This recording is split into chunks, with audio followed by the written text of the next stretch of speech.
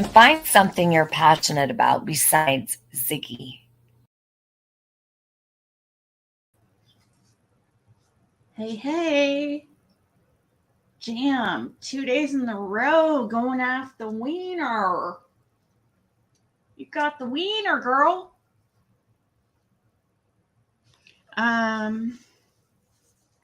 Watching that intro makes me think I need a new one. We should have a contest.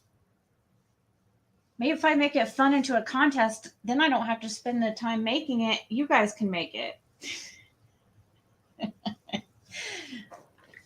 Oh, man. I don't think that would work too well. I don't know. Sometimes people like doing that stuff. So, anyways, how was everybody's St. Patty's Day? Did anybody do anything? I'm not sure right now who is live. I haven't watched anything.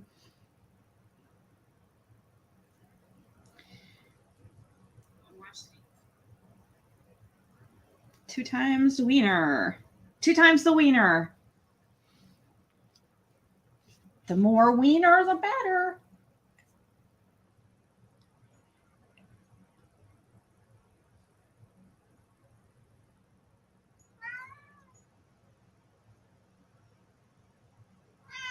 About Dawn, you mean?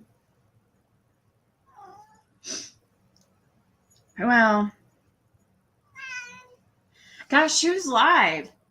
No.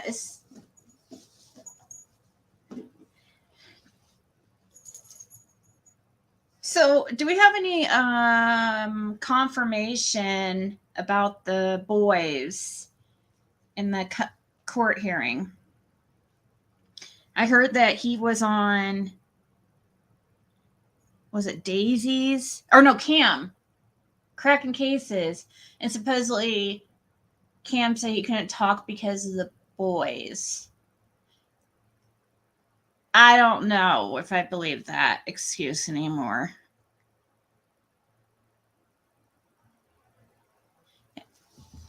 Who said it? Who said it wasn't to terminate or not, though? How do we know that they're being honest?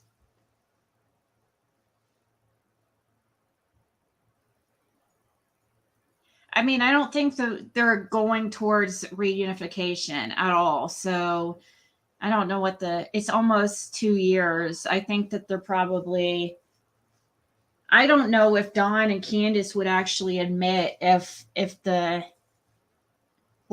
did lose custody. I mean, who would want to admit something like that? It would be devastating. I would feel for them. But I know it's happening. And I also know it's necessary, but I could definitely empathize.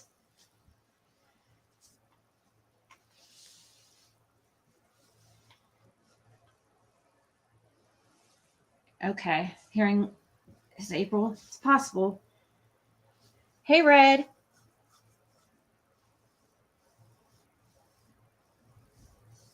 Hey, Rue.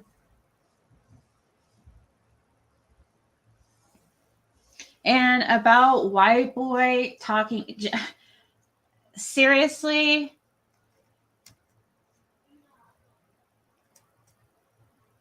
Hey, RJ. I mean,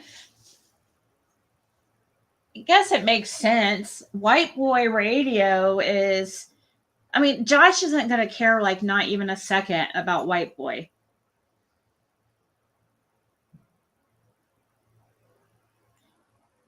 Seriously. White boy is zero threat.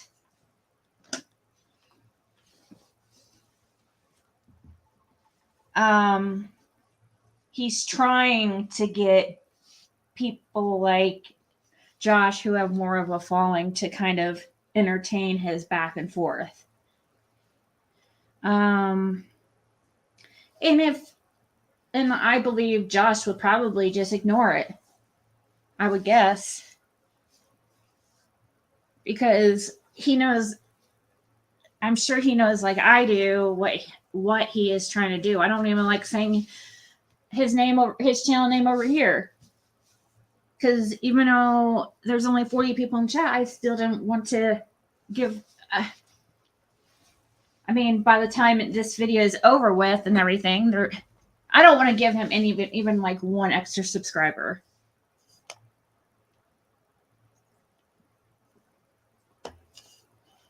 He is irrelevant.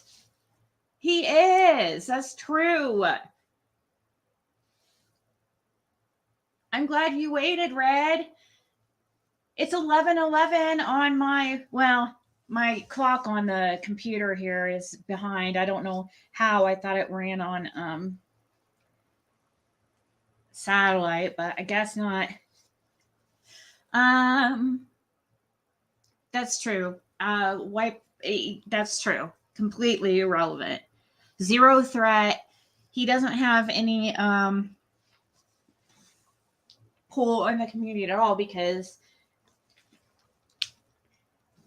he just doesn't. Nobody cares about him.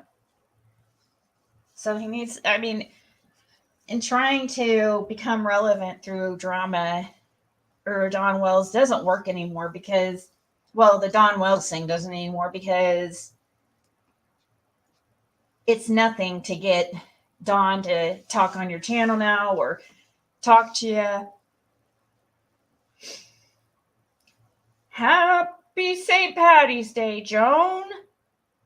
And same to everybody else. Are you, your birthday is tomorrow? Happy birthday.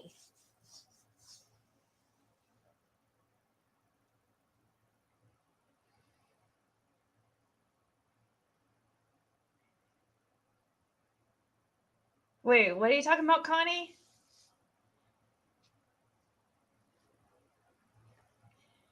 So it's Pisces season, Joan. So you're a Pisces.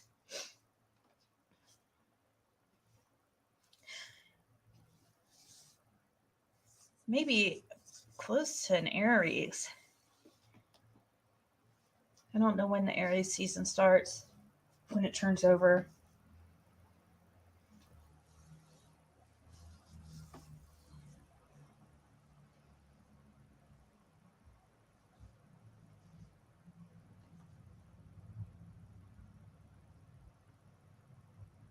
You think?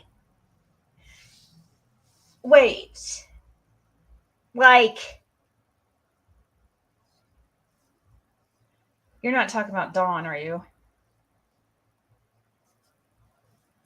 3 girls and 3 boys. Aw, here in a few, Jam, here in a week or so after everybody gets adjusted to all the puppies get adjusted to the new world they're in now and all comfy wumfies, maybe you could get us some pictures to show everybody.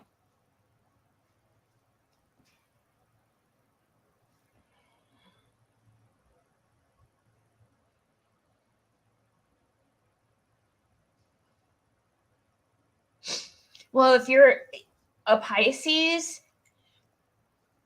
I don't know if you're into astrology, but I'm really into it. It's definitely a huge time for us Pisces.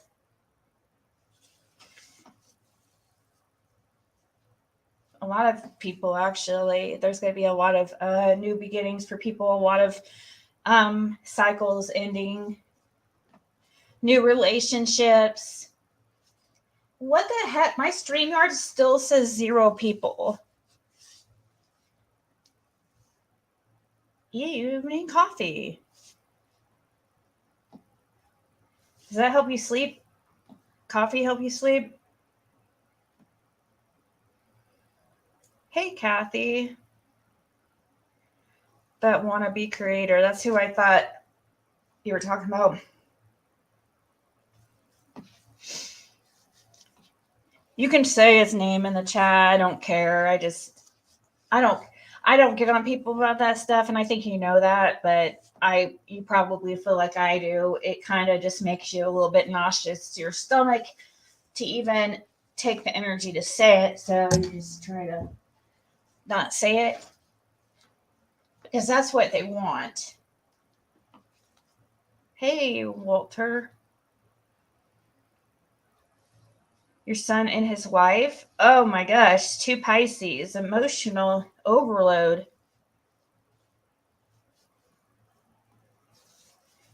Hey, Dottie Lee. How many puppies? She got 6 puppies. 6 little pups. Oh, I better whisper. My daughter hears that. I don't want. Yeah. Nope. No begging me because we can't even right now. So she's just been begging for a friend for Athena. Like, I'm like, how hard, like, like what grief we went through and just to be able to keep Athena. I'm not going to push my luck. Plus, man, puppies are hard too. They're really tough. It was rough with Athena at first, but getting her piety trained. But man, is she a good dog now. It was worth it for sure. I don't regret it.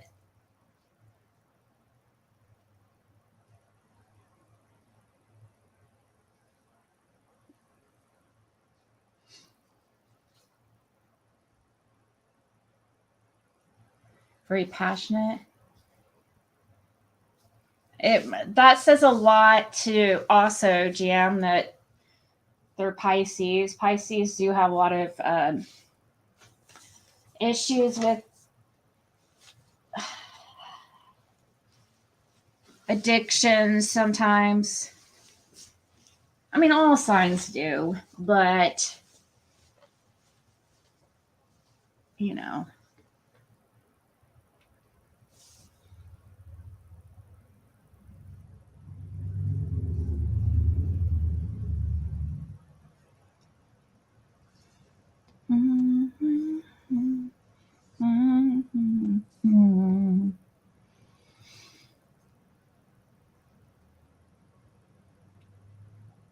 Okay.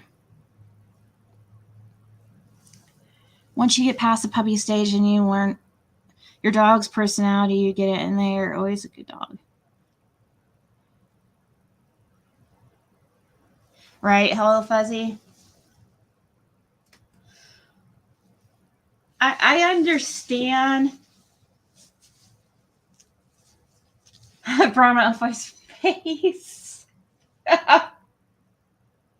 Yeah, he's over the top. I get it. I get you attract more bees with honey. I totally understand that. I'm all about treating people with respect and, kind of mirroring the energy of the other person. If they're being decent to you, be decent back to them. Doesn't mean you have to be friends. And that's how I look at it with Dawn and Candace. Well, when Dawn used to come on my channel, and people would give me shit, and I understood why people would give me shit,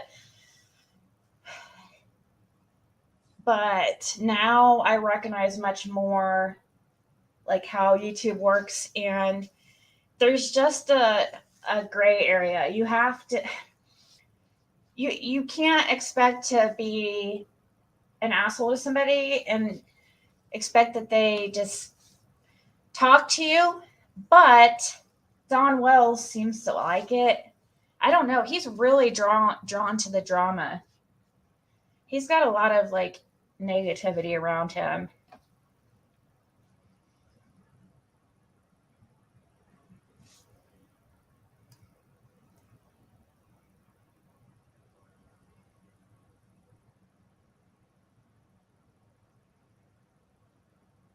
Oh my gosh.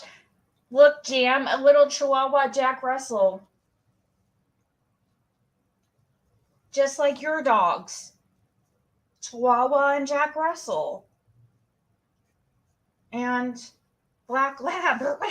I'm just kidding. She was afraid. She was worried that her big, huge dog got pregnant by a tiny chihuahua. I said, I hope not. Be some ugly dogs. Then I was telling her about my daughter's friend's dog. It is one ugly pup. Sorry if they see this. Actually, her mom's probably the only one that would maybe see this, and she'd probably agree with me. That is one ugly dog. I think I've showed you guys him before. Next time he's over here, I'll show him. He comes over to play with Athena when, excuse me, did I tell you can open that gate? Oh, geez. Athena wants to say hi, I think. Here, okay, you want a breadstick. Let's see here. I'll try to flip the camera here. I'm not really... No, don't eat it yet. You're going to have to be patient.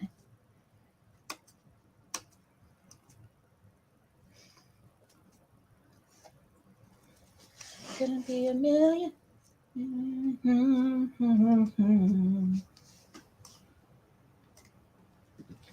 Excuse me, stop. There's people that think you're unalive. And I don't understand why I'm having such issues here. Okay, let's see here.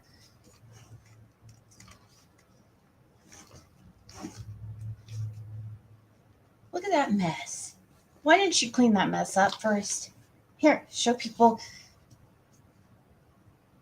You're not just going to hold it like an idiot, are you? Here. Say hi.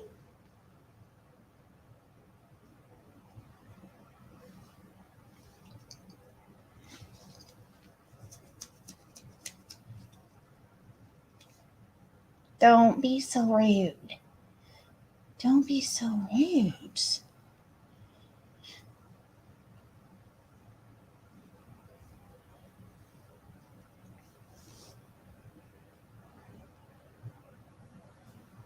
Boop. Boop. Boop. What? Just making sure. Oh, did you hear her? She growled at me. How did you growled at me? Oh my gosh. Don't do that. See how she has that small waist?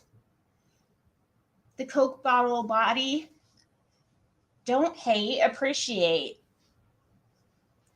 She's so muscular. I don't understand. Like the other ones there are like, I don't know. She's different than the dogs there. She has one long tail though. It's weird. Come on, show your tail. Okay, you can go. Hold on, I have to let her out of here. She somehow opened the gate. She's figured it out, and I have to keep adjusting it so that she can't get in. But somehow she has, I don't know how she would be able to. There we go. I'll tighten it up. Okay. So you have it. Signs of life. You have seen signs of life when it comes to, she does look like part Jack Russell, doesn't she? Well, according to Jody Sue, she's her granddaughter. Her grandpups. It's possible, actually, because it's very, very possible.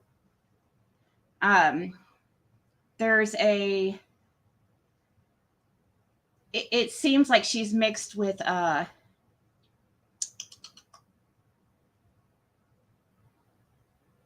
boop her nose. Dang it, I wish I would have saw that because I would have done that. I would have been boop, boop. Sorry, that was kind of loud. I hurt my ears.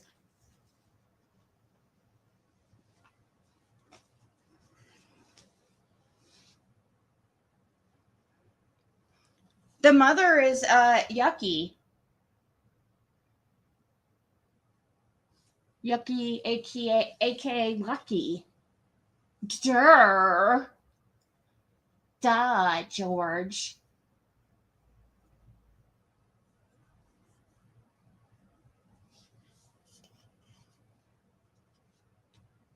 My other dog, she's a Jack Russell Mountain.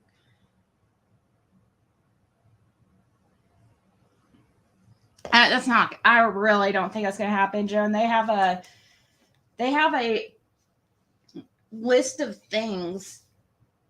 I don't know what all exactly is on the list, but I know staying clean and sober is one of them, and yeah, they haven't been able to do that. They haven't satisfied any of the terms of the agreement. I mean, it's already been almost 2 years, and I don't see them giving them another year to, or even 6 months. I don't even see them giving them another 6 months. I heard people saying it takes a year, like after a year. So it's like they already gave them extra time. I want what's best for the boys, okay? And it's not me just saying this because I don't like Dawn or Candace. And that's not true. I would be for the boys going back to Candace if she had changed some things, including getting away from Dawn. I think that was her only shot. I really do. I think that was her only possibility of getting the boys back, was if she would have taken the help of her friends when he was in jail.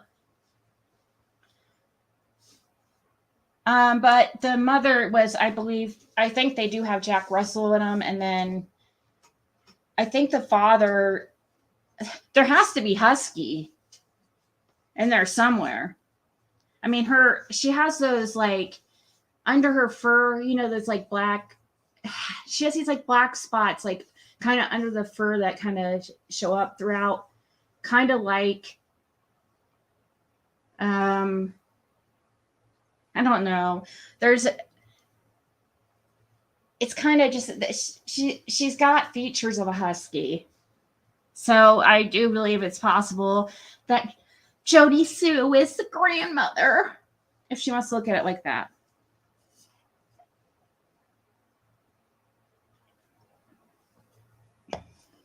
Yes, like a blue tick.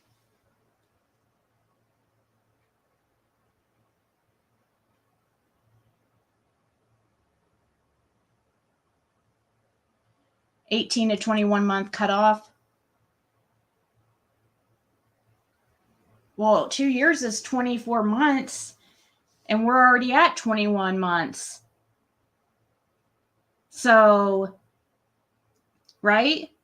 Hasn't it been 21 months? Do you think, RJ, that they've actually already had their termination hearing and just are not saying so because they don't want to admit that they lost the boys?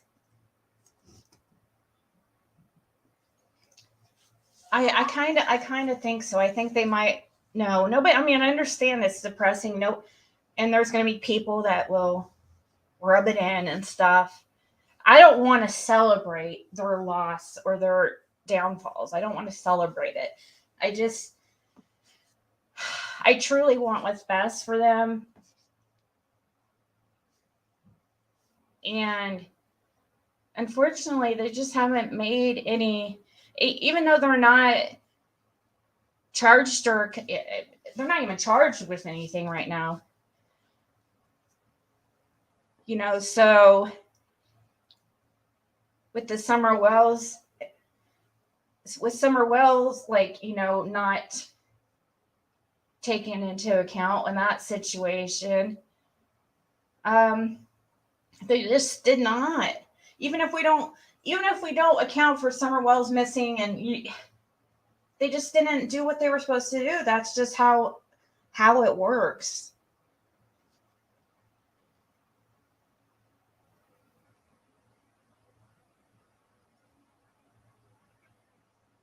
Yeah, they haven't changed one bit. Don is stuck at, 18 or in his mind or so, 16, 18, 20. I don't know. Candace has some, I believe, has like some excuses for why she is the way she is. But she, unfortunately, they just didn't.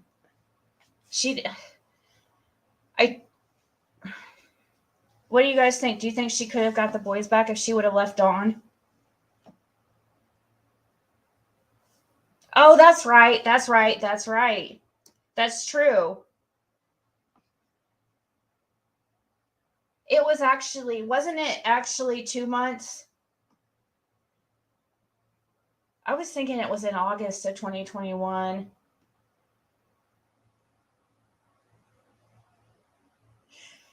So it was a month. Okay.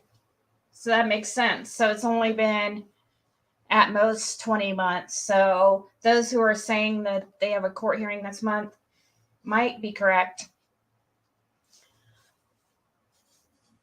They're not going to get anything done in a month unless they show significant progress. Hey, Carrie.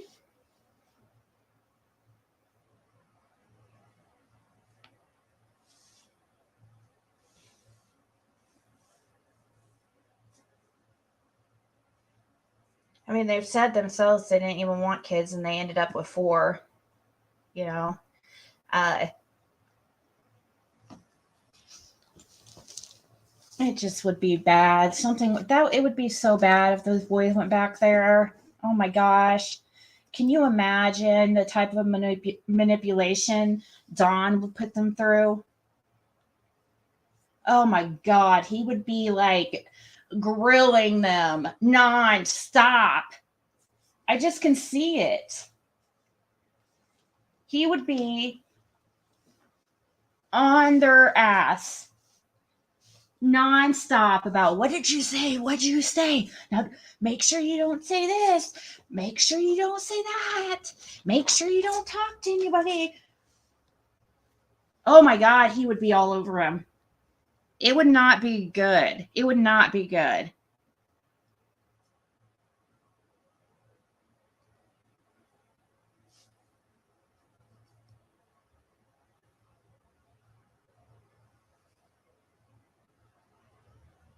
You think she could have, if she.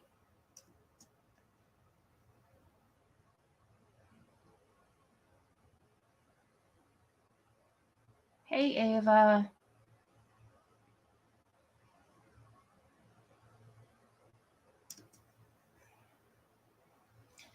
See, there's something that Dawn has over her, and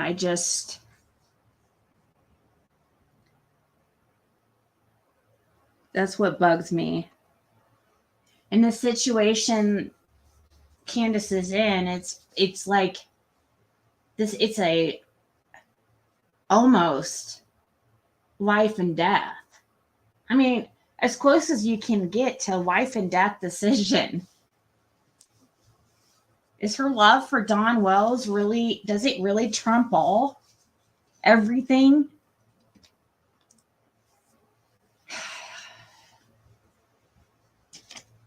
I understand I'm supposed to be until death do us part, but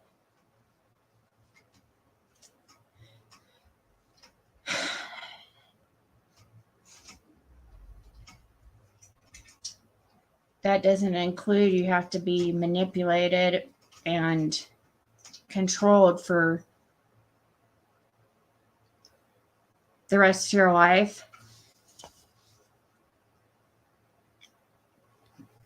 I think he would ask him what he. I think that Tennessee, I think that he wouldn't be asking them what they said. Like, what did they tell people? What'd you say? What'd you say? Did you say anything?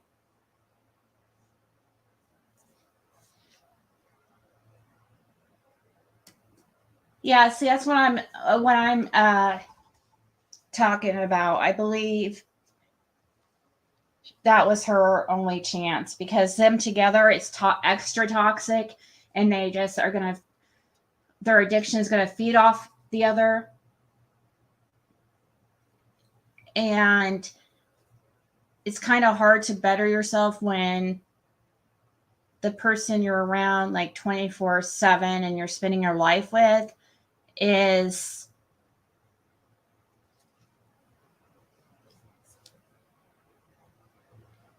kind of living life at a very low vibration. We'll just say it like that. It brings you down too, and you just sit there and feed off each other. That's why anybody who's been in recovery, or dealt with addiction, or had anybody in their family struggle with addiction, they know you can't stay. If you really are serious about being clean, you cannot go back to somebody who's still using.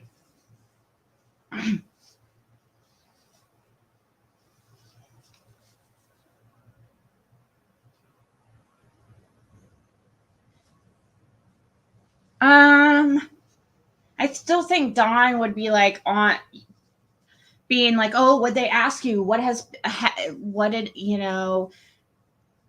he would be definitely asking him a million questions, and he's not even working right now. So is he? He's kind of picking up side jobs and stuff, I believe.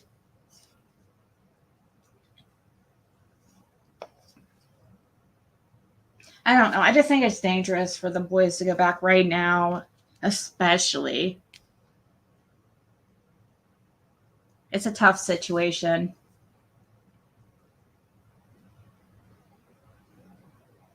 That's awesome, Jam. Okay, let's see. Do you guys hear that the International Criminal Court issued an arrest warrant for Russian leader President Vladimir Putin. Anyways, I saw that and thought that was interesting.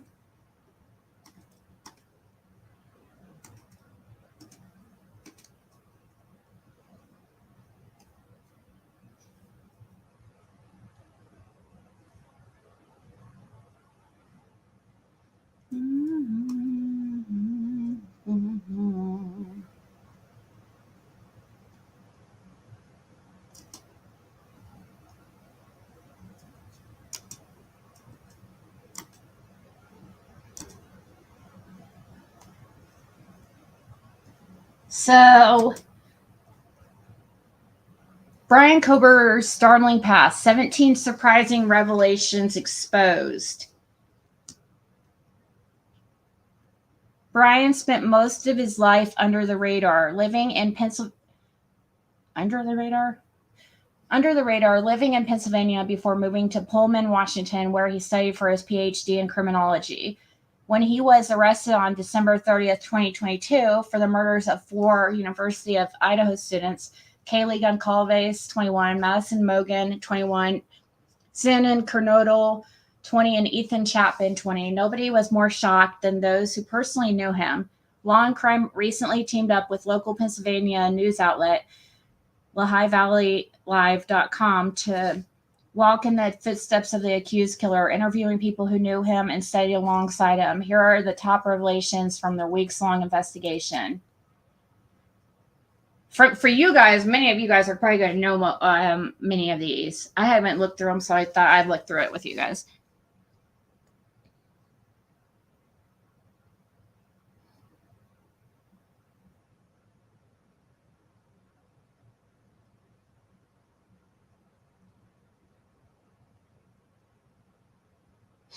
There's probably a process they have to follow, Jane, like legally. That's the only thing I can think.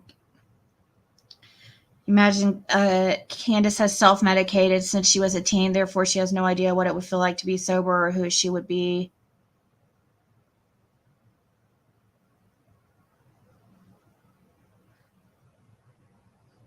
She could really be an inspiration to people if she changed her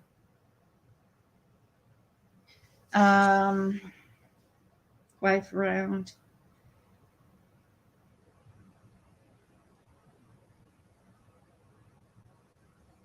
One second, guys. I have to send somebody something.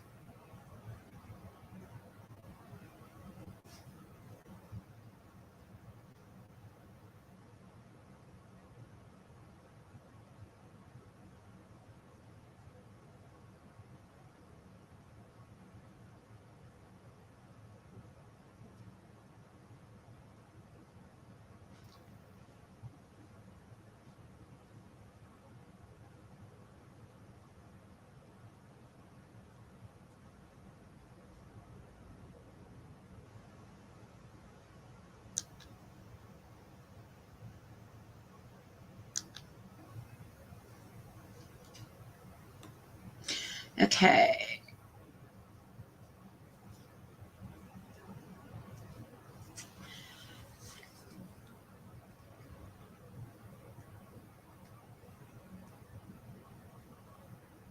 There's a lot of factors that are in play with children when children are CPS custody. There are psychological evaluations, a lot of counseling, parent classes, and also following through with everything. Maybe someday down the road she could come on panel and talk to you about her experience, just not yet. It's still too dangerous for her. Oh, for your daughter? Yeah, that'd be awesome.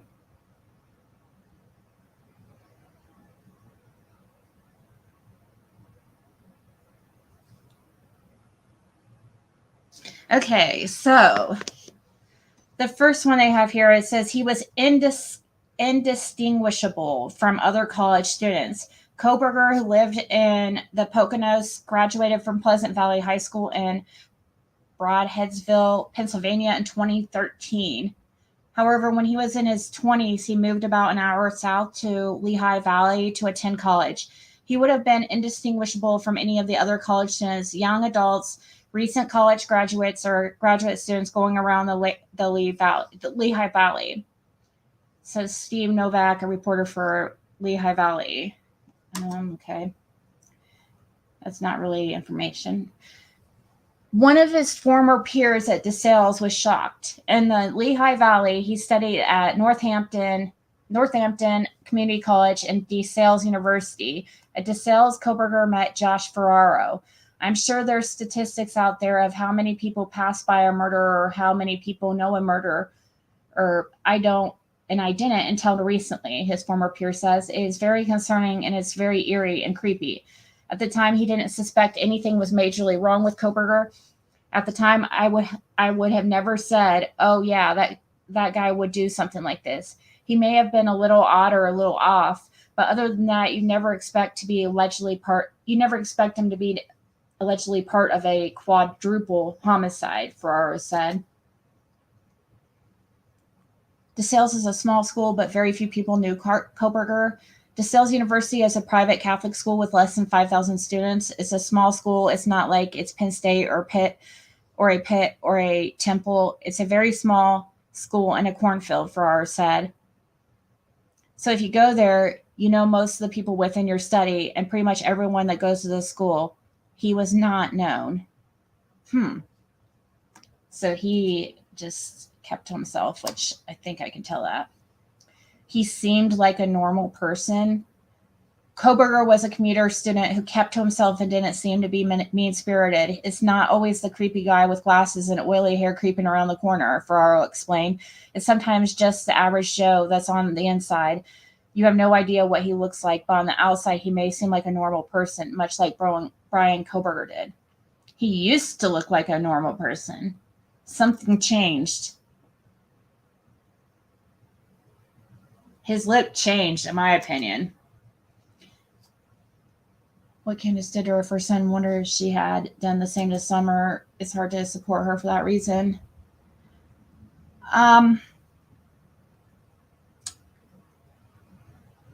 I heard that was the husband that did that, which makes sense because she doesn't have any charges for that. I don't think she has any child abuse charges, does she? And something like that would definitely get abuse charges. I don't think that they let her escape charges just by signing the kids over. She probably got neglect or something, and they dropped that when she signed them over, um, because she didn't like protect them from the father. I'm pretty sure it's the father who severely hurt Candace's oldest son. I mean, that's what I've heard, but I can't confirm or, either way.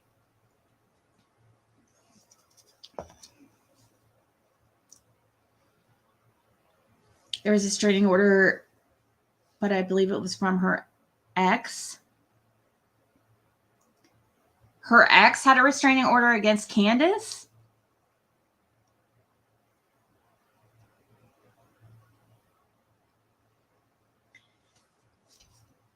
You're welcome, Ava, but I don't know. Like, that's just what I've heard. So, because for the longest time, I believed that too, that she abused her oldest son real bad to the point it permanently caused permanent damage. But I've heard that was the father.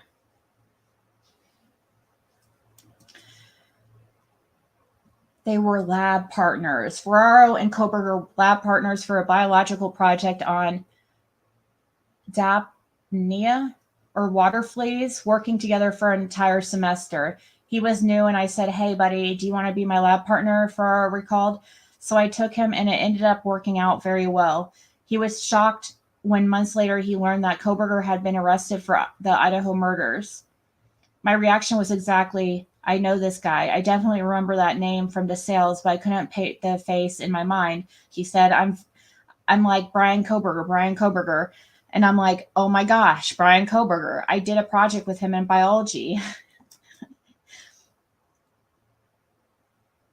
He thinks Koberger snapped. I don't think so. Ferraro believes Koberger snapped. He added, I think he's just sick. I think that people online want to make this into a fairy tale and make it grandiose and much more than it is. If he had done this, I think he's a sick individual that finally snapped. He continued, I don't think he has this compulsion, this need, this necessity to do it. And he's probably always wanted to do it and finally said, I'm going to do it. Wait, what? Let me read this again. I think he had this compulsion, this need, this necessity to do it. And he's probably always wanted to do it and finally said, I'm going to do it. Well, that's not just snapping. If you snap, that's like in the heat of the moment, right? He traveled across state lines back into Idaho to do the crime. He had the drive time. There was thought put in this. This isn't like a snapped, but I do believe snapped is just not the right word in my opinion, but everything else I agree with. I believe he probably did have always wanted to do it or always fantasized in some way, possibly. I don't know, or something happened in his life that kind of brought that out. Happy St. Patty's Day, Marlene.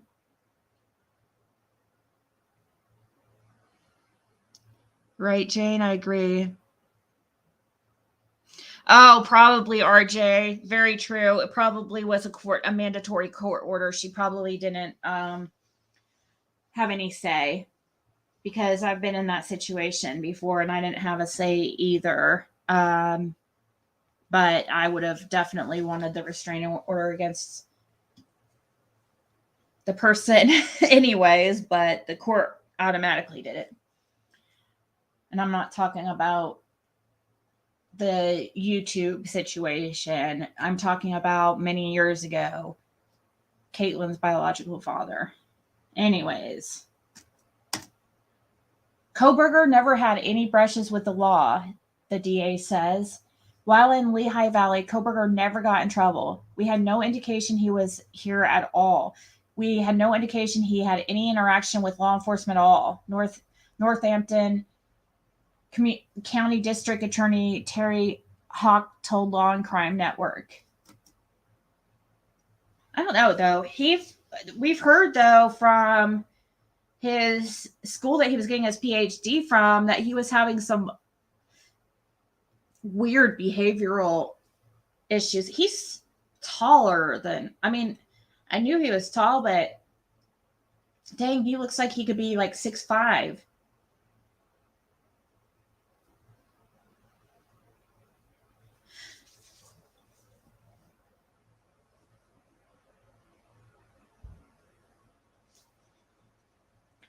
He wasn't connected to any cold cases. After Kohberger's arrest, Hawk's team reviewed cold cases and couldn't link Kohberger to any of them. When you have somebody who might have serial attached to their name, you're just going to make a check to see if there's any connection since he had contact with the county, he said. There was none here in Northampton County.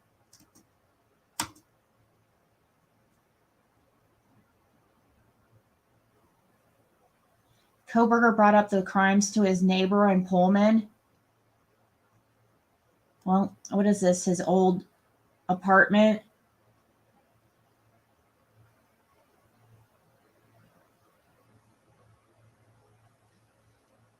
I wouldn't want to live there. Yeah, it would give me the creeps. Kristen Martinez, who lived across the hall from Kohberger in Pullman, Washington, ran into his neighbor shortly after the murders. Literally, like days after these murders happened, he brought it up when I saw him in the hallway. He told Law and Crime Network. Those are the two things he said. They have no leads and they think it was a crime of passion, Martinez said. He just really liked talking to me in the hall. He would talk about his studies, like forensics and stuff and criminology stuff. And at the time, it just seemed like normal times. Kohberger's dad told his neighbor that Kohberger was kind of shy. I met his dad in the parking lot. He just stopped and started talking to me, Martinez said. His dad was wanting to introduce me to Brian, and he said something, I don't remember the exact word he used to describe him, but it was something that was like, he has a hard time making friends or he's kind of shy, Martinez explained. Yeah, he probably has ASD. Allegedly, just my opinion. I'm not a doctor. ASPD, is that what antisocial personality disorder? ASPD? Really? RJ? Which ones are those? Well, that is true because you're very correct on that because there is some mental health disorders that they usually do not diagnose when someone is a child or even an older child, like, teenagers.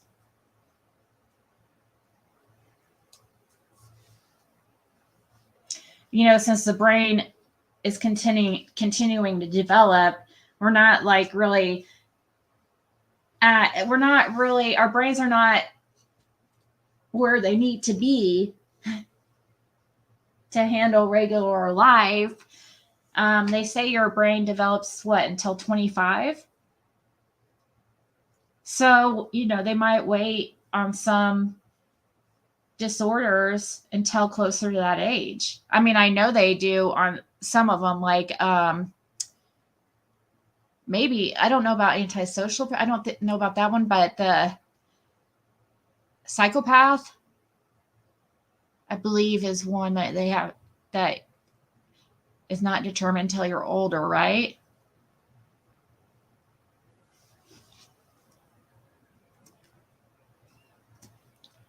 Neighbor believed Koberger was obsessed with death and killing. Martinez maintains that Koberger continued bringing up the crimes. He was like, "Oh, did you hear about these murders that happened?" And it was like so short after they actually happened. There was barely any news articles out, so there wasn't much that I could have read. So I was like, "Yeah, man, it's crazy. Yeah, of course I've heard about them," Martinez said. He was like, "Yeah, it seems like they don't have any leads." Then he's like, "Yeah, it seems like they think it's a crime of passion." The conversations made Martinez believe he had a fascination with death or killing. It was kind of an on the subject of what would take to take someone's it was kind of on the subject of what it would take to take someone's life. It was kind of like he was trying to see my perspective on, I guess, taking someone's life, Martinez said. Oh my God. So gross. So creepy. I think it's a psychopath and they don't determine older because I think it's life experience that creates a psychopath. I don't know why your comment just disappeared. That's weird. It doesn't even say deleted, it just disappeared. I mean, I see it on StreamYard, but not my YouTube app. YouTube app is freaking wonky.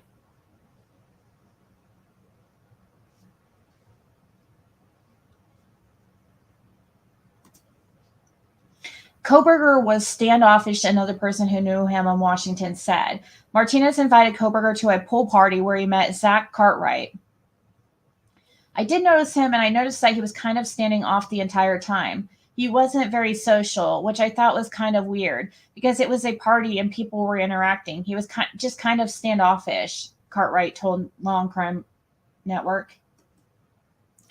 He was socially awkward. He did seem kind of just socially awkward and kind of hard to carry a conversation with, if I remember correctly, Cartwright said.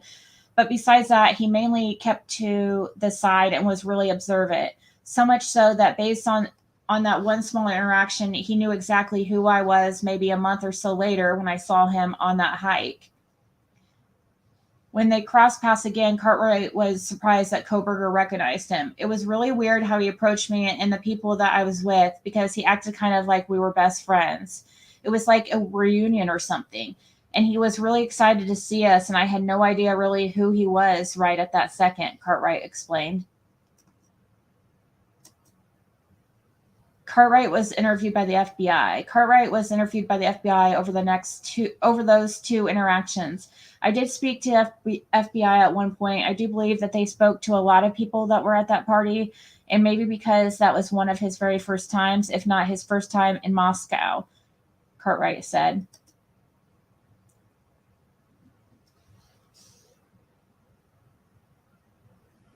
Oh, psychopath wasn't born, that they're created.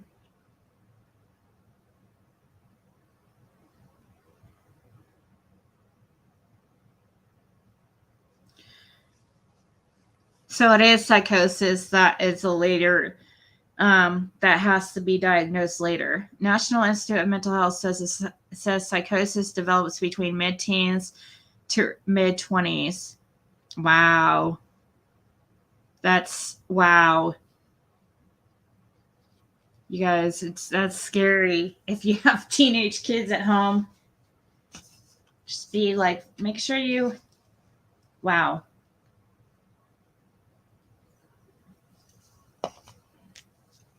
Just don't purposely. I mean, I spoil my child, okay? But my daughter also is like that. She knows she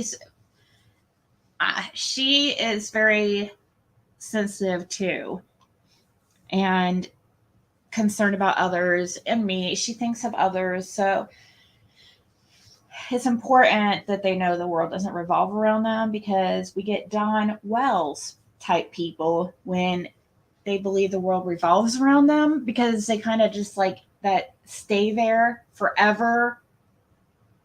Some people never learn, even And they can't blame it on their parents, because especially if psychosis doesn't develop till mid-teens or early 20s. We all have free will and other life experiences that you learn, what is right and what is wrong. But for some reason, I don't know, some people are they just never, ever progress past, they just never change. She has several degrees in psychology, and that is her work.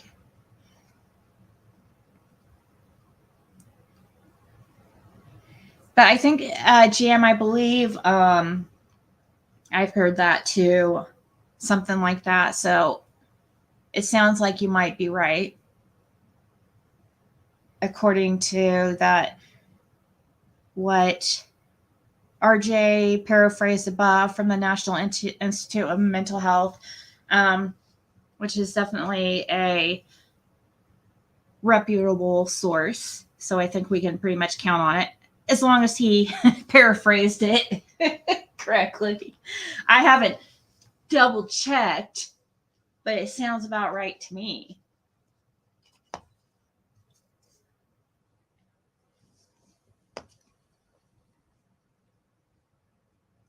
Koberger was talking about genealogy, neighbor claims. Martinez and his wife were also interviewed by the FBI. She didn't have a good feeling about him, because every time I would like to tell her I'm going to invite Brian because he didn't have any friends, and I was trying to bring him out and maybe meet people, but she was always like, no, please don't. He said he was talking about genealogy because I was talking about 23andMe, because my sister had just did all that. And then he brought up something similar in his studies that had to do with being able to catch criminals because of their relatives' DNA, which is, I guess, how he got caught up in this mix. Wow. So Koberger was talking to this guy about criminals being caught because of their relatives' DNA, and that's what happened to Koberger. Wow. I don't know. Maybe in a way he wanted to be caught. I saw his knife. I said cut. My mind went cut. By bit caught.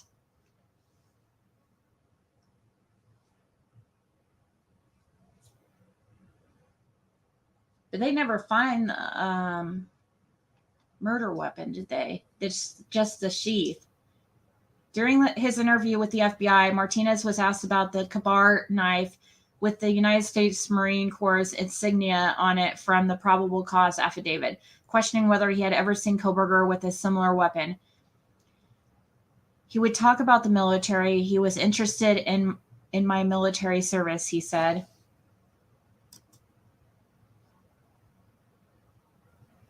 Ferraro and Martinez believe Koberger is guilty. I absolutely think they got their guy just because the stars kind of aligned, Ferraro said. It's almost too good to be true unless this guy was miraculously set up, which is like a 1 in a billion chance. No one cares enough about Brian Koberger to set him up, Martinez added. They wouldn't have arrested him if they didn't have some concrete evidence. If everything they're saying is true in these stories, I think he did it. And to catch up with the newest developments, don't miss these 36 latest bone-chilling details about the Idaho murder case. Okay, that was, let's see.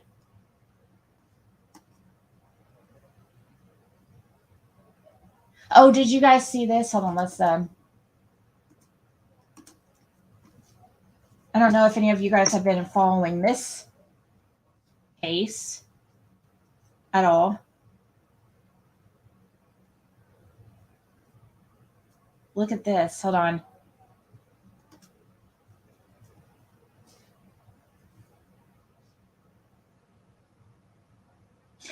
So it says here that there.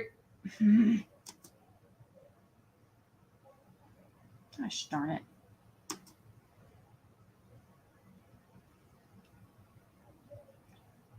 moment father appears to send signal warning daughter to stop talking as she testifies at his murder trial.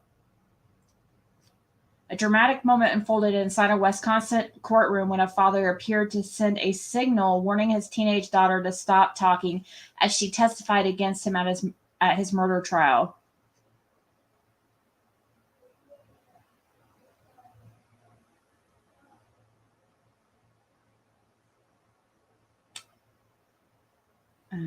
I want to turn. I wanted to go back. Or maybe if I restart this, so you guys can see this again.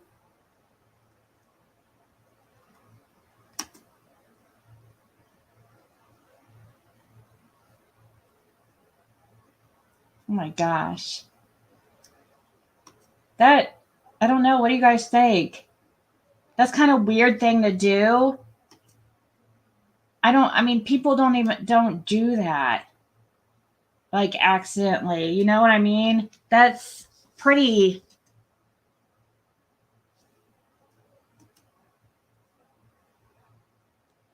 That is true. That psychosis is an umbrella term to describe the mental state of losing touch with reality. A number of things can cause psychosis, from schizophrenia to depression to sleep deprivation. Good point.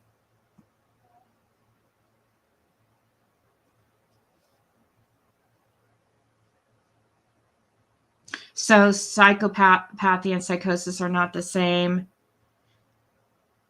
Let me see.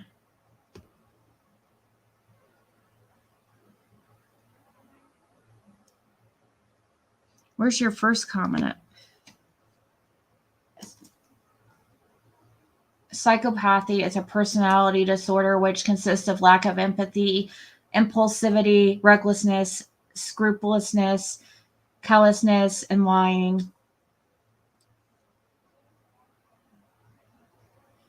Psychosis is an umbrella term to describe the mental state of losing touch with the reality. A number of things cause psychosis. Okay, so yeah, you're just saying that a psychopath and psychosis are two different terms.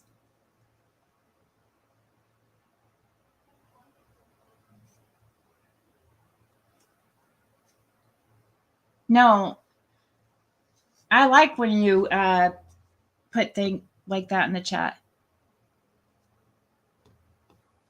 I could tell that you worked in the field. I could tell that before today, so I'm not surprised. I can just tell by how certain people talk.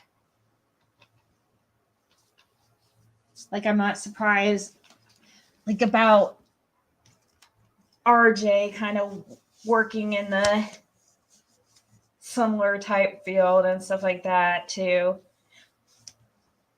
Blessed with 2 mods that will call me out in a heartbeat if I'm not clear and use too many $5 words and help me track down info if I'm not satisfied with what I research.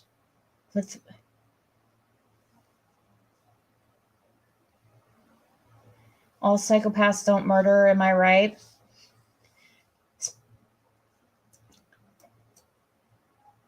I would think that to be correct, but he looks a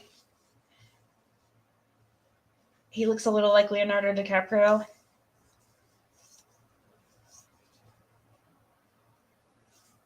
Yeah, I hate to look at him like that, but I did. When I first saw him, I was like, he's actually kind of cute, or handsome, if at first glance. I'd say more cute. He doesn't really have the handsome look. He looks baby face, but just actually that just goes to show you never, I mean, you can't tell by looking at somebody. Not everybody has that look in their eyes like Brian Koberger.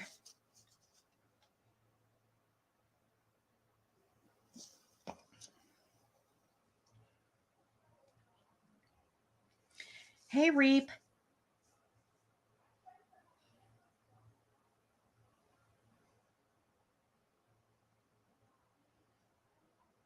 Yeah, that's what I was saying earlier. I said ASPD, antisocial personality disorder, is what people call it, or what it's called now, and the term that's used in a DS. What's it called? DSM. Is that the correct? Yeah, they call it antisocial personality disorder is the term that is used now. Remember, we were talking about that also about multiple personality disorder, which is now DID, dissociative identity disorder. DSM-5. There you go. You think he looks a little evil? You thought he was Leonardo? I didn't get that.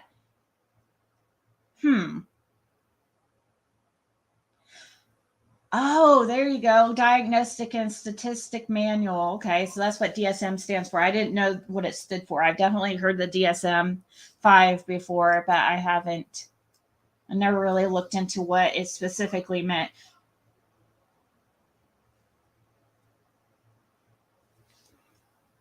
So what do you guys think about him doing this? Do you think that he's signaling to his daughter? She's 15.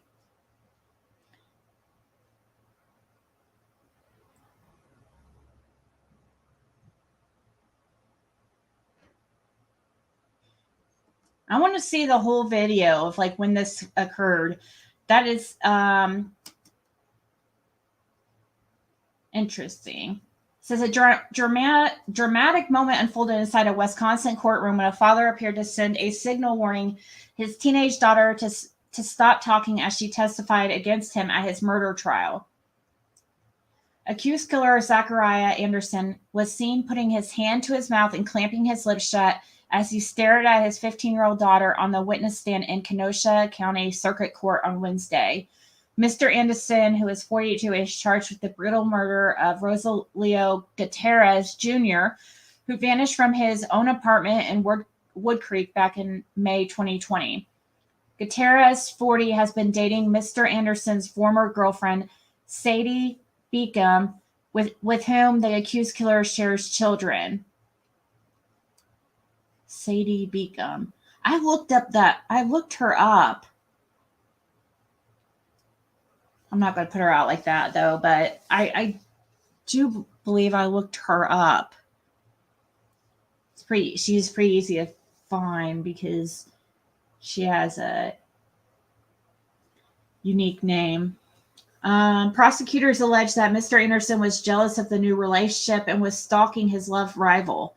On the evening of May 17th of 2020, he allegedly went to Gutierrez's apartment and brutally killed him with blunt force.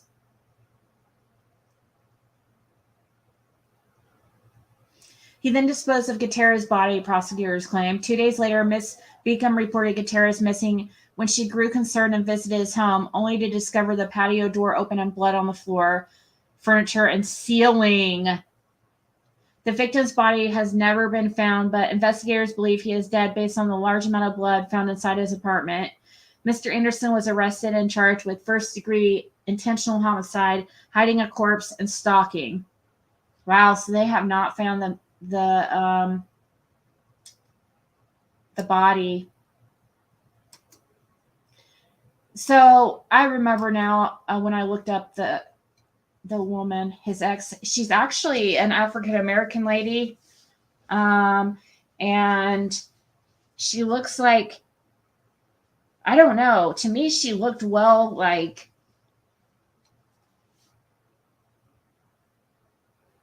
what's the correct wording to use? Like she seemed to have a lot going for her. Like she seemed to have an education and stuff, and so these type of people come in all classes.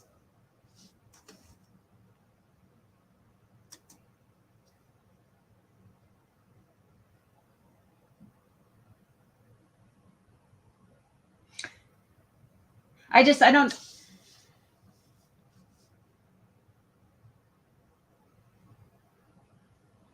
they can prove it, it's clearly intimidating a witness. Yeah. It's already got to be very uncomfortable for the daughter. I think it's so horrible when parents put their kids in the middle of things, which it's a tough situation, but if you're not hiding anything, there's no reason to tell the child to be quiet or to try to signal her to be quiet. That's not a good look. Doesn't teach your kids well. It teaches them what not to be like.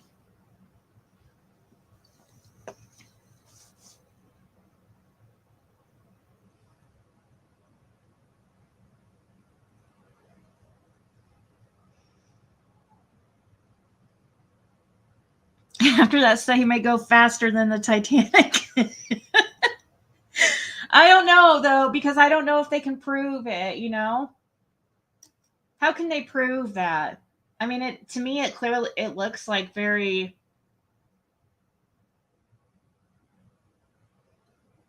I would like to hear what the girl was talking about at the time. I'm not sure. I didn't watch. I don't know if this part of the trial would they have posted this on Court TV or Law and Order or anything? Like if the daughter was testifying, would they allow that posted since she's underage? I mean, they're not going to put her on camera, but I did watch some of this. I have been watching some of this trial, like little bits of it, but I did not see the daughter on the stand yet.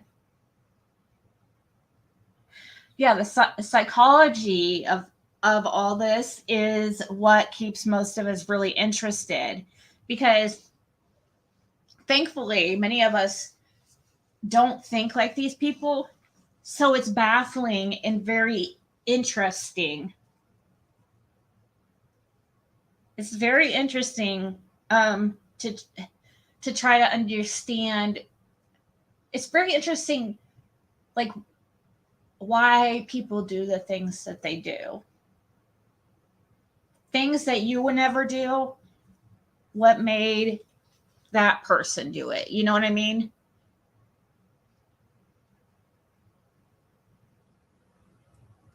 Because if we can figure out where it stems from, maybe we can prevent it, but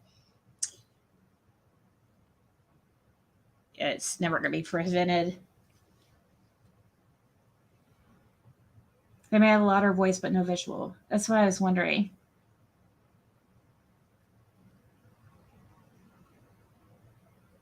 Right, Carrie, good point. Good point. They might kind of go through, see if there's any... That's just so...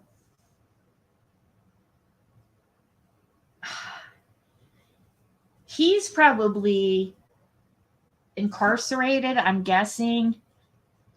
They allow him to wear regular clothes because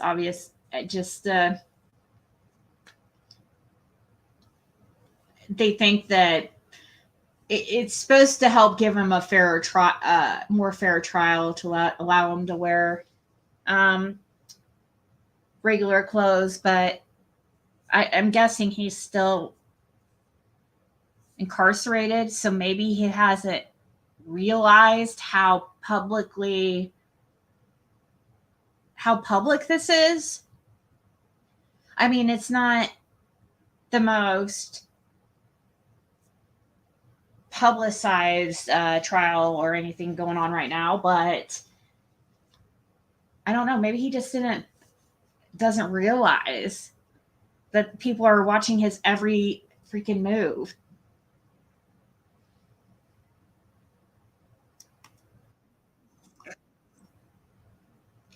What's this about?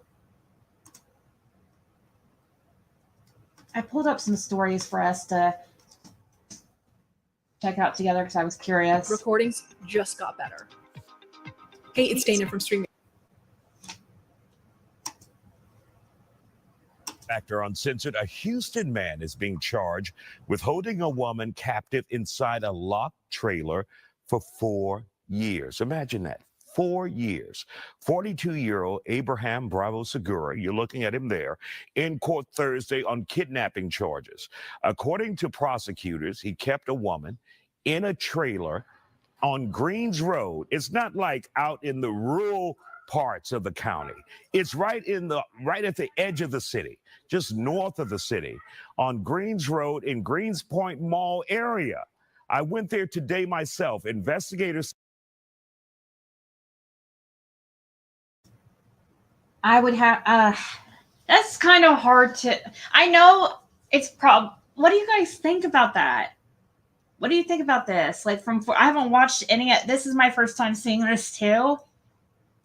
But first thing I'm noticing here, by first glance, I'm like, the trailers are like 2 feet apart from each other. How could this be possible? Did he had to have left at some points?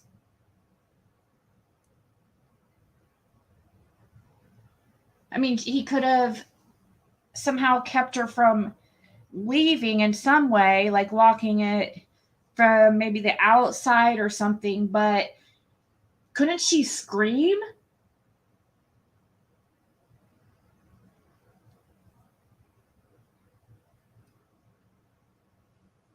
I know. I know, Dumb Beach. That's what bothers me about Don Wells, because I feel like his right and wrong, like, spectrum or whatever. I just think it's off. I think he talks about things way too freely that most people wouldn't say. So I think that's a huge warning sign of something more. I know, and that's what I'm wondering about. Is this possible? For 4 years?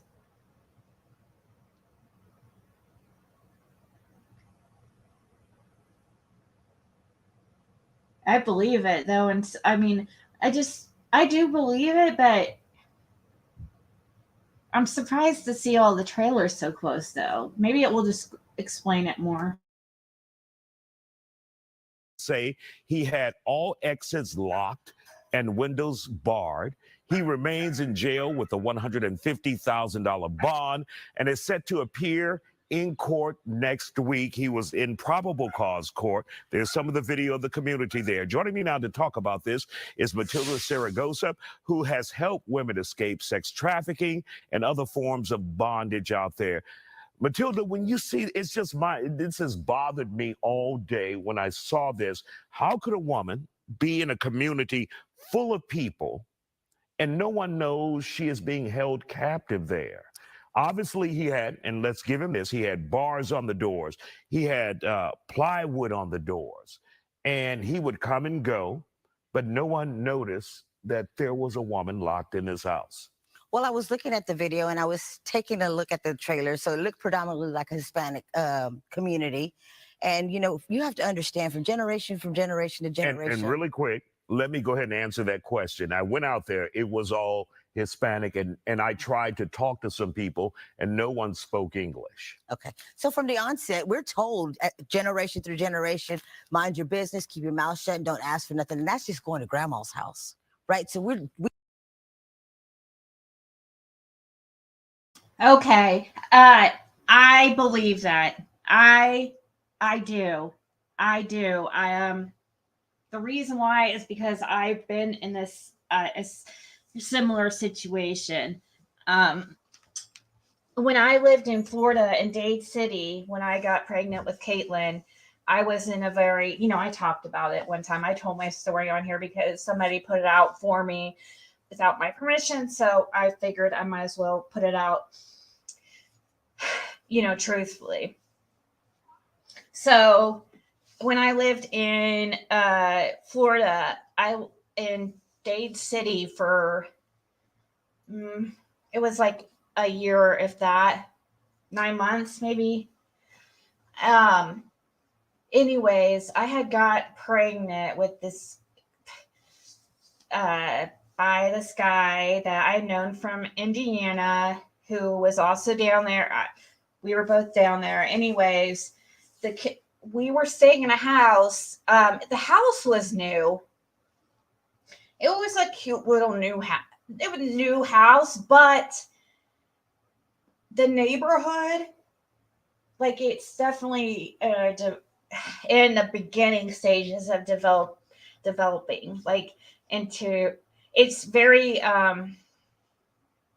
some parts of Dade City are really bad. There's, like, the neighborhoods will have chickens running around everywhere. You wake up to roosters. Anyways, in the community, a lot of the people around there in that area only speak Spanish.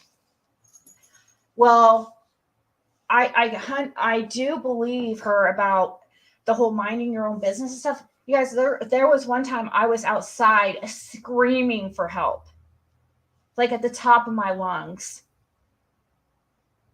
I mean, he was breaking through windows to get to me. It was bad. He was trying. Anyways, nobody called 911. Nobody. I mean, pretty much, even if they speak Spanish, they're going to know help. You know, I probably even screamed in Spanish too, ayúdame, because I don't remember for sure, but nobody called 911. I do know that.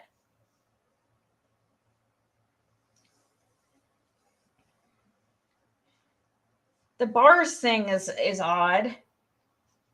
I mean, the plywood,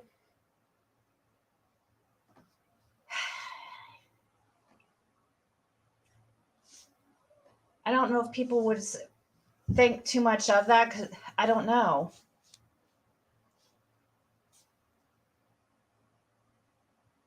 That is crazy, though. The bars, man, that is so crazy. We're in the neighborhood where the houses were close, but not that close. That's true. But also, that weren't they like in a basement or something? Like, weren't they in an area that would have been a little bit more soundproof than something like a trailer?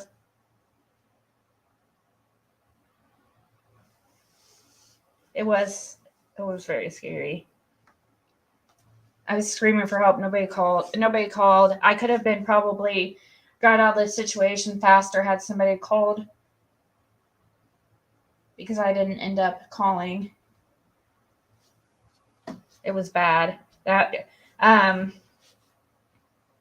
So I do believe what she's saying here, because it makes a little bit more sense now. So it could definitely, maybe some people in the chat who are, if you're Hispanic or know or have family that's Hispanic, or you know about the culture of people that, you know, that came here to move to America, not originally born here. Many who still don't speak English very well or whatever. If maybe some of you guys can attest to this, I don't know. Is it true? The Hispanic community is like, stay to yourself, mind your own business. That would make sense. We're taught to turn a blind eye. So when things happen like this in our community, I mean, you have to factor in, they're afraid of immigration statuses. There's the thought of, I forgot what I was going to say. But I mean, it's like bringing attention on themselves. Absolutely. They ring the alarm for someone who may be victimized, then you become also in the spotlight, and they want to know more about you. And then if you're not here, if you're undocumented. Correct. You have the fear factor, that you have the thoughts that they want to come back. Then you look at what happens if you say something. Are you going to get in trouble for that? You know, are they going to come back and retaliate on you? You're told from the onset not to say anything. Mind your business. Turn a blind eye. Don't get involved. It's none of your business. So I'm sure he got away with it. And look where he was at. He was at an absolute perfect opportunity place to do this. So it works. And you would think this was a rural community where no one would even see his trailer, but there are like 200-300 trailers back there. And it's and for you, many of you who live here in Houston, if you're on 45 right at the Beltway, the North Beltway, and you get off on Greens Road, it is right there. And it's amazing because we do so much community outreach in that area. It's right up under my nose. And I would have never known this was happening. Right. We're out there beating the streets, giving out information. If you see something, say something. We're training the hotels. We're talking about it to the community. And it just amazes me that this was right up under our nose. I live practically underneath them. And for those who are wondering exactly how did she get out, she was able to get her hands on a cell phone for the first time, probably in 4 years, and call for help. But he had always told her, if you try to get out, I will kill you. Yeah. We heard from the prosecutors that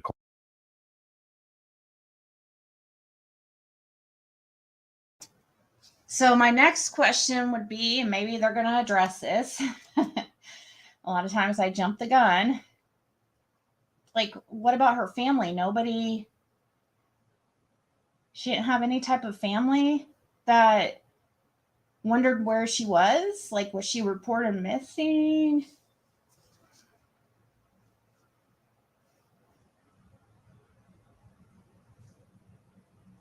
Oh, that's a good idea. Screaming fire is the best when the help is needed.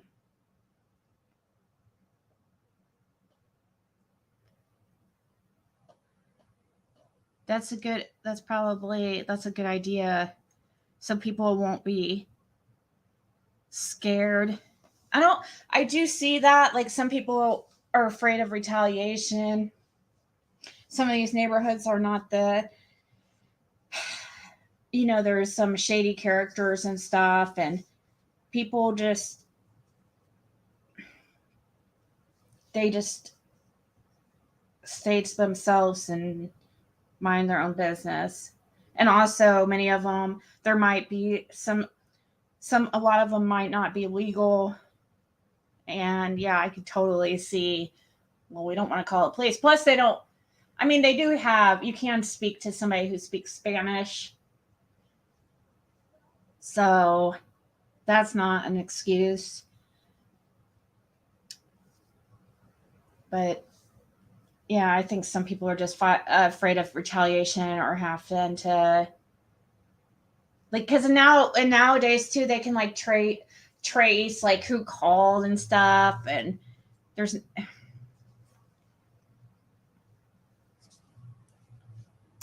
called the Harris County District Attorney's office today, and they said that she, in the beginning, thought that was her boyfriend, and then it elevated into what we see today, being held captive for 4 years. But it's like, Matilda, what you deal with every day. Like, a prostitute on the street thinks a pimp is her boyfriend. Correct. And it is not the case. No, they're conditioned to think those things. You know, they're coerced into believing that if you say something, then I'm going to go back and hurt your family, which is the case with him. And then a lot of times you have these victims, they trauma bond with their aggressor, the person that's pimping them out. They'll bond with them, thinking that that's the person that's supposed to take care of them. If they leave them, then they're doing something wrong, right? Because they're conditioned, they're told, they're coerced into saying, "Hey, keep this, or we're gonna have to kill your family." And the Harris County District Attorney's Office says that they are providing, or she is getting a mental evaluation, and also getting the help that she needs. It will take a lot of work to get over something like this. Absolutely. Could you just imagine what she went through all them years, being isolated, alone, with nobody to talk to, and then having to come out that and then face all of reality all over again? It's a whole learning process. You have to retrain the brain. And so that's what's going to happen. They'll give her the evaluation. She will see individual therapy, and hopefully we can get her past this. All right, Matilda, thank you for joining us. We'll see you in just a second. Yes. We have much more Factor on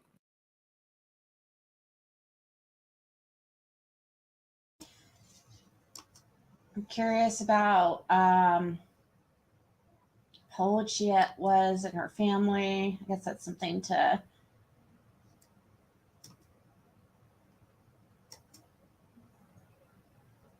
Okay, and did you guys hear about this? This is probably, I think this is the last story I have to cover before I'm going to go. It's kind of a slow night here on the tube for Friday. There must be a lot of drama on right now or something.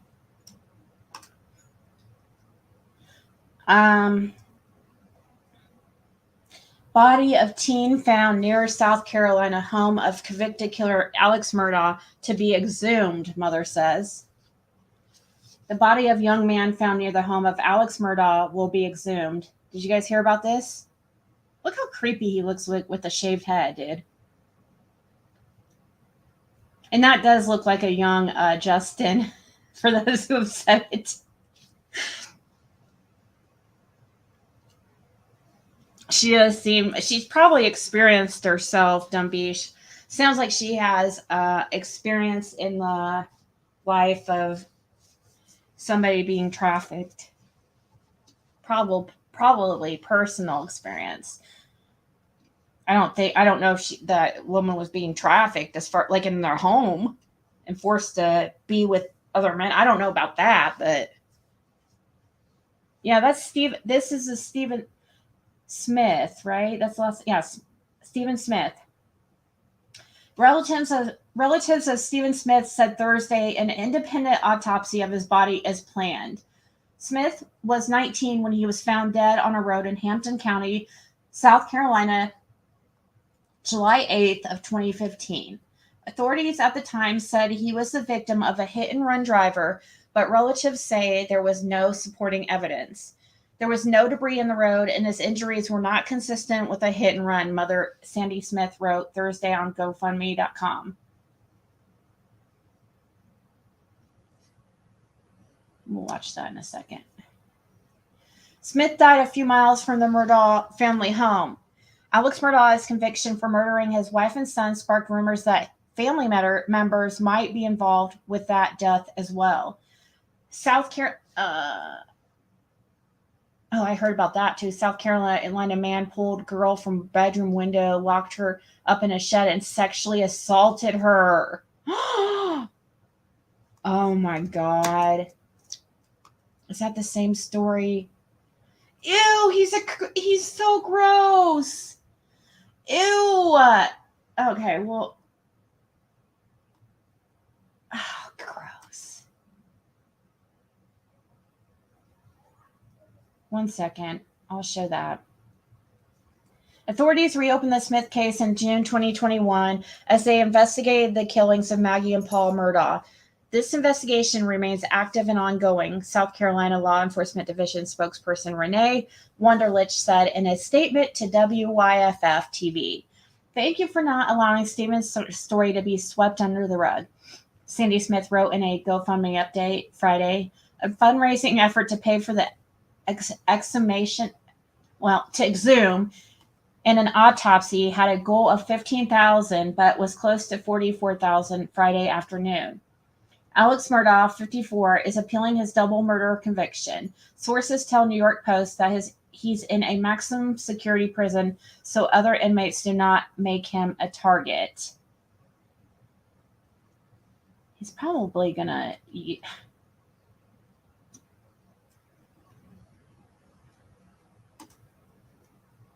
He's probably going to get along just fine in there. Oh, here, let's watch this before I pull up that last story.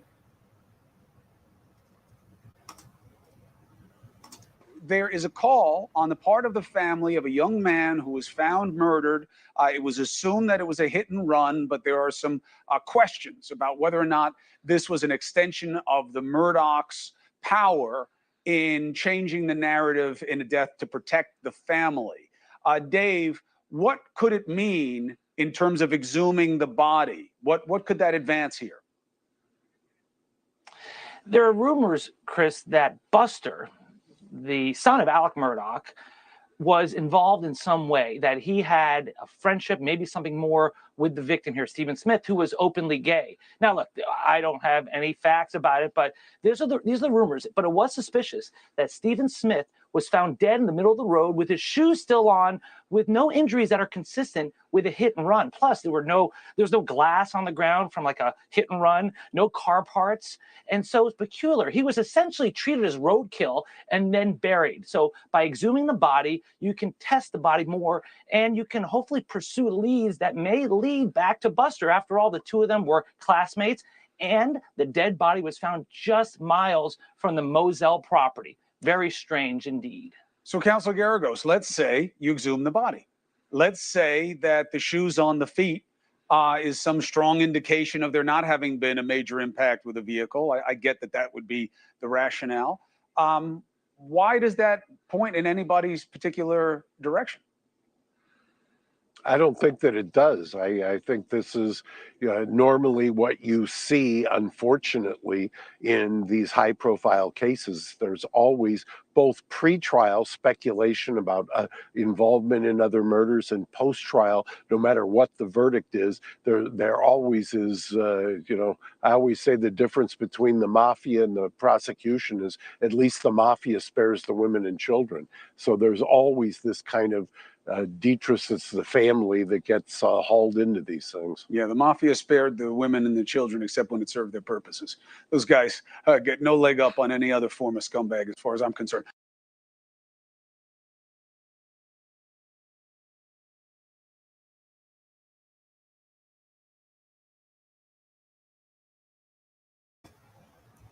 True. Seems like he didn't like that comment. Okay, so look at this freaking character. Look at that guy. Can you imagine being pulled out of a window by this freaking creep? He looks like he's on drugs. I can tell he's on some type of opiates. It looks like pasta with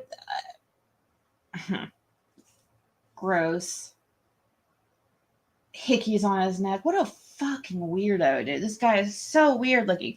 Why do they put this picture of this like this pretty picture of this shed?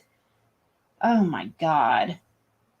South Carolina man pulled girl from bedroom window, locked her up in a shed, and SA'd her, cops say. Oh my God.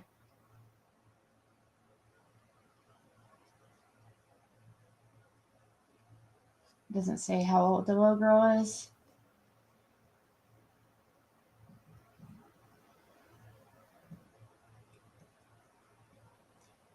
A South Carolina man has been arrested for allegedly pulling a girl from her bedroom window, locking her in a shed, and sexually assaulting her for nearly 2 years ago. I thought, please, let me reread that. A South Carolina man has been arrested after allegedly pulling a girl from her bedroom window, locking her in a shed, and is sexually assaulting her for, I was about to say it again, and sexually or essaying her nearly 2 years ago, police said. On May 14, 2021, the victim was kidnapped from her home in Aiken County after the suspect, Thomas Taylor Chase, who's 18, threatened to shoot up her home if she did not go with him, according to the Aiken County Sheriff's Office. Chase allegedly grabbed the girl and pulled her through an open window in her bedroom and took her to another location where he locked her up in a storage shed. According to police, while trapped in the shed, the victim said Chase offered her unspecified drugs, which she refused to take, and he allegedly punched her in the legs twice. Chase did not provide the girl with any food or water, nor did he ever leave her unattended, officials said. On afternoon of May 15, 2021, Chase finally left the victim alone in the shed, and she was able to sneak out and return home. Wait, so how long was she in it? Okay, so he kept her in there for a day. Oh my gosh. Wow.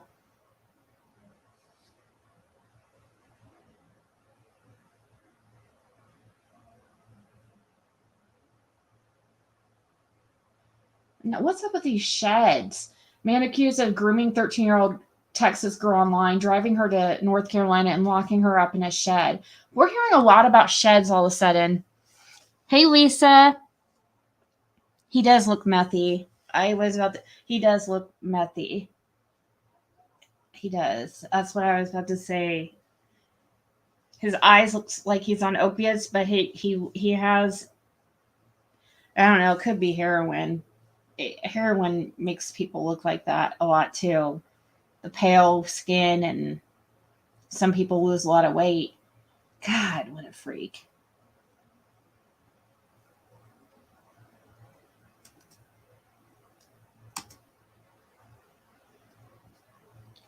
Man accused of grooming 13-year-old Texas girl online, driving her to North Carolina and locking her up in a shed.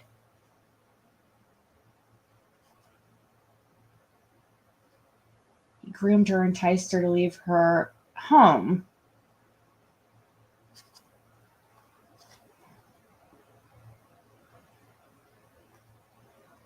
Davidson County Sheriff Richie Simmons said the investigators determined the girl was talking with an adult person on an unspecified social media site, and the communication was consistent with grooming and enticement.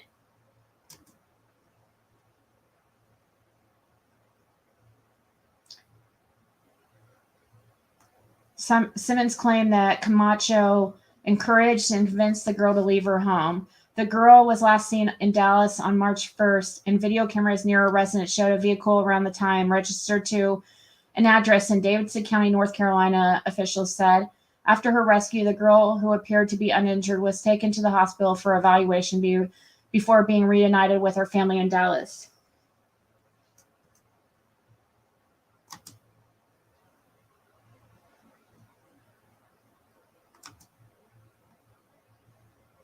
Ew.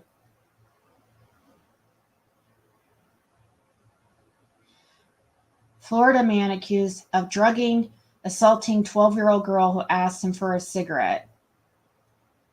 Florida man was arrested after he allegedly drugged and assaulted a 12-year-old girl after she asked him for a cigarette, according to authorities. The Okaloosa County Sheriff's Office said the girl reported to officers that she was assaulted multiple times on February 25th in a hotel room in Destin. The girl said she asked the man for a cigarette, but then he gave her what she believed to be crystal meth before assaulting her, Sheriff's Office said. How would she know it was meth? The victim was taken to a hospital, but her condition has not been released. Deputies were able to track down the suspect, identified as 58-year-old Jack Colton, and took him into custody around 2 a.m. on February 26, officials said.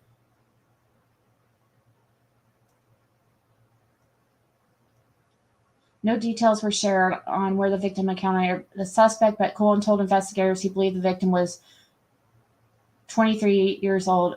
What?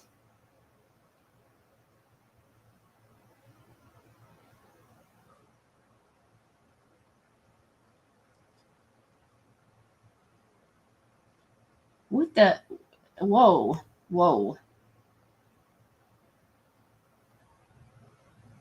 It's kind of beautiful in a way, actually. But I'm confused here. He believed the victim was 23 years old. I thought we were talking about a 12-year-old. Okay. This might not be a very reputable site unless I'm missing something here. A Florida man was arrested after he allegedly drugged and assaulted a 12-year-old girl after she asked him for a cigarette, according to authorities.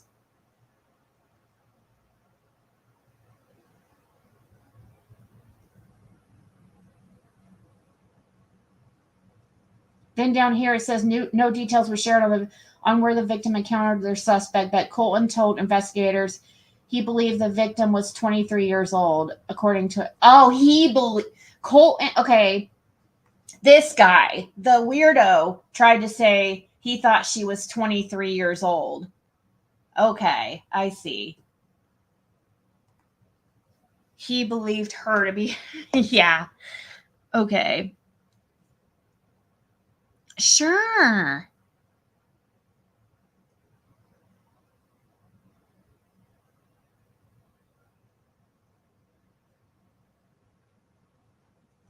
Sure. She does look. She does look like a bird, but in a way, she. It is a weird look. I don't know if it's even real. Was that on the last page?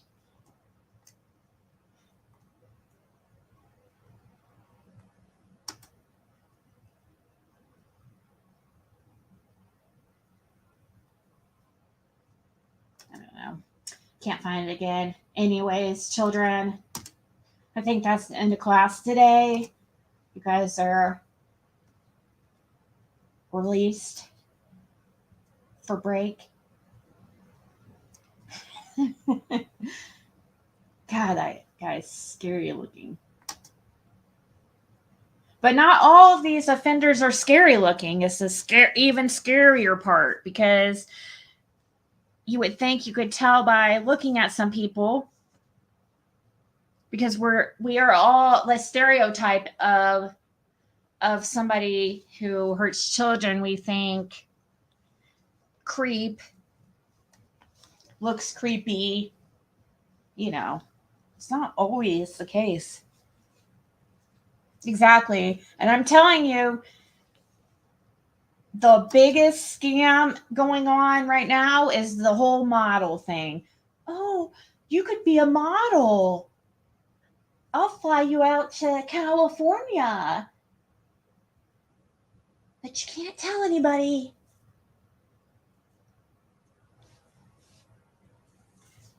All right, guys.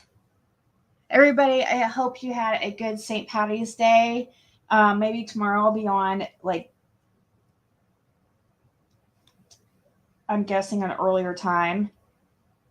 I'm hoping because I'm trying to come on earlier. This is too late because I don't know. It's okay every once in a while, but yes, you're on recess.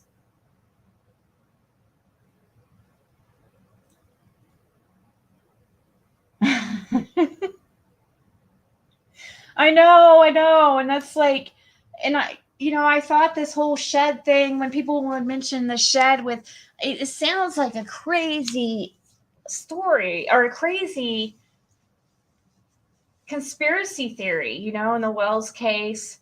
But man, actually, especially since they're referring to that house that what I think looks like a house, which RJ said was some type of it was actually, the building was made to house animals, like a feeding barn or something like that. I could see that. But Dawn and Candace did live in it for a short, I believe, actually, Pam and Dawn lived in it for a short time too, didn't they? Not sure about that one.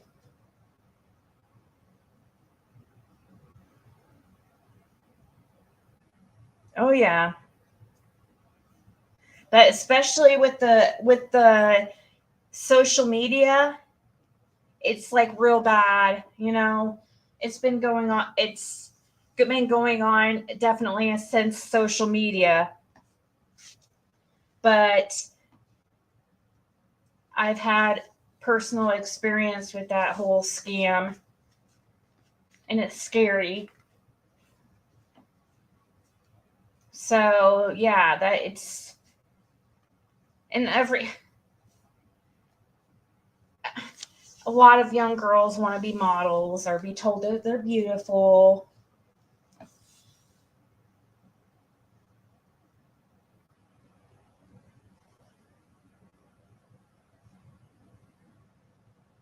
All right, guys. Everybody have a good night, and we'll talk tomorrow.